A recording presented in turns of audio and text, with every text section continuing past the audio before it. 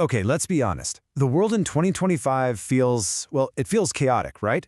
Totally fractured, full of contradictions. But what if I told you there's a hidden logic to all the madness?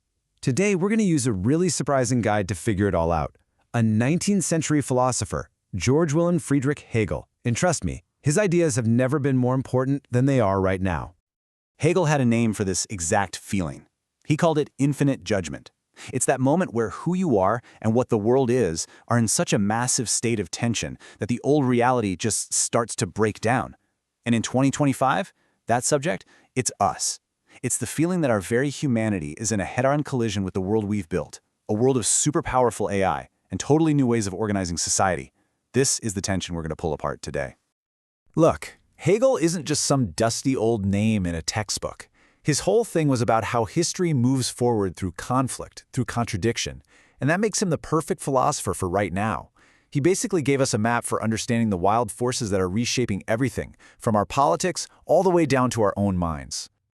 So, let's start with Hegel's big idea, his concept of Geist, which you can translate as spirit or mind.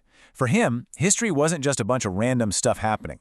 No, it was the story of this spirit slowly figuring itself out, becoming more self-aware, usually through a whole lot of conflict. That's the lens we're going to be using. He saw this spirit developing in three different but connected areas. First, you've got the subjective spirit. That's the internal stuff. Your mind, my mind, our individual consciousness. Then there's the objective spirit. That's the external world we all live in, our families, our laws, our economies. And finally, you have the absolute spirit. This is the realm of the really big ideas, art, religion, philosophy. It's how a society tries to understand itself. And here's the kicker for 2025. Every single one of these is in a full-blown crisis. So let's jump into that objective spirit first, the world of society. Because right now, we are seeing a shift in power so huge, so fundamental, that some thinkers are starting to call it a new kind of feudalism. Techno-feudalism. It's the idea that we're not really in capitalism anymore. Think about it. Today, these giant tech platforms, they're not just companies. They are the actual digital land that we live on. They've become our new landlords, our digital lords. And value isn't just about making a profit anymore. It's about the rent they can charge for controlling this new digital territory. And this table just lays it out so clearly. Under good old capitalism, the main relationship was a contract. Value came from profit, and the state was supposed to be the referee, the regulator. Now look at the 2025 column. Our primary relationship isn't a contract. It's dependency on a platform. Value is extracted like rent from our data and our attention. And the state? Instead of regulating, it's often reduced to just being a petitioner, basically begging these tech giants for favors. This changes everything, especially who we are. And this right here perfectly captures that shift in our identity. We used to be citizen workers. We were members of a state, and we had rights that were guaranteed by law. But the user serf, well, that's a user laboring away on an algorithm's private land. And our freedom? It's not guaranteed by a constitution. It's surrendered every single time we click I agree on those endless terms of service. So if that's what's happening to society on the outside, what's happening to us on the inside? To our minds, to Hegel's subjective spirit? Well, this part of the story is all about our relationship with a brand new kind of artificial intelligence. You know, the huge leap in 2025 isn't just generative AI that can write an email or make a picture.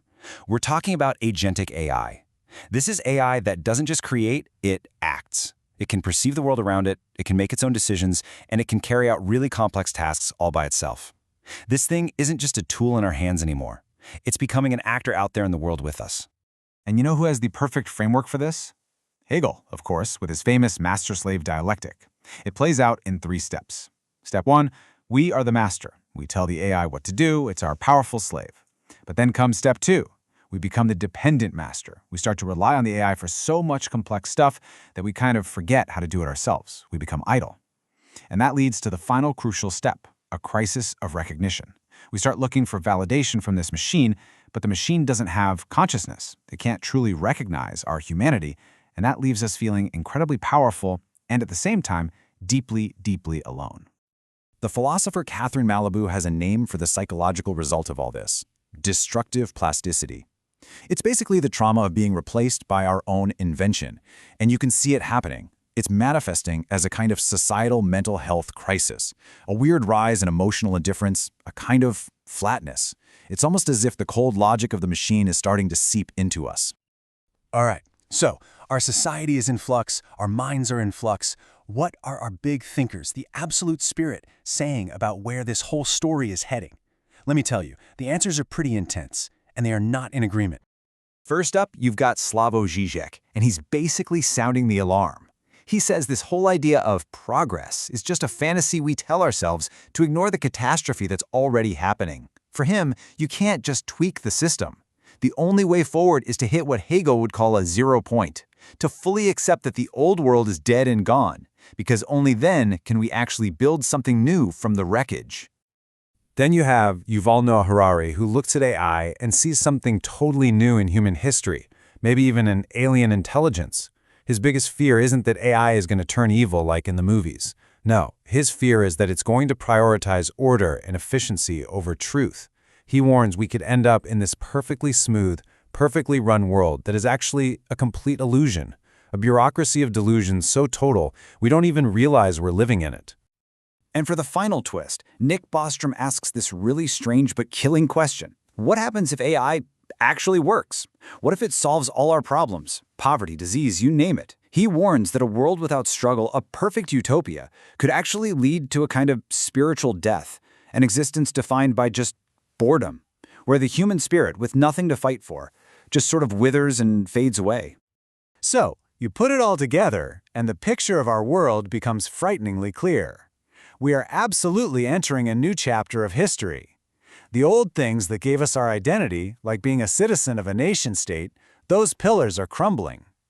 Today, our rights, our purpose, even our very sense of who we are being filtered through and defined by technology, by the platform and the AI. Which brings us to the final, massive Hegelian question for our time. In this new world of digital lords and agentic AI, this world run by these vast, cold, impersonal systems, can we, the people, force that system to finally recognize the human?